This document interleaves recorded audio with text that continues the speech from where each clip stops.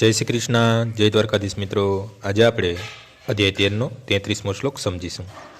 યથા સર્વગતમ સૂક્ષ્મયાદા કાસમ નોપલિપ્યતે સર્વત્રાવસ્થિતો દેહે તથાત્મા નોપલિપ્યતે। આકાશ જો કે સર્વવ્યાપી છે, છતાં પોતાની સૂક્ષ્મ પ્રકૃતિના કારણે તે કોઈપણ વસ્તુથી લિપ્ત થતું નથી। એવી જ રીતે બ્રહ્મદ્રષ્ટિમાં સ્થિત આત્મા શરીરમાં અવ્યવસ્થિત હોવા છતાં શરીરથી લિપ્ત થતો નથી। હવા, પાણી, કાદવ, મળ તથા અન્ય વસ્તુમાં પ્રવેશે છે, તેમ છતાં તે કોઈ વસ્તુ સાથે ભળતી નથી।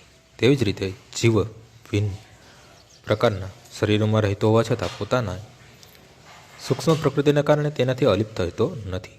માટે ભૌતિક આંખે એ જોવાનું શક્ય નથી કે જીવાત્મા કેવી રીતે શરીરના સંપર્કમાં હોય છે અને શરીર નષ્ટ થયા પછી તે તેનાથી કેવી રીતે અલગ થઈ જાય છે। કોઈ પણ વૈજ્ઞાનિક આની ખાતરી કરી શકતો નથી।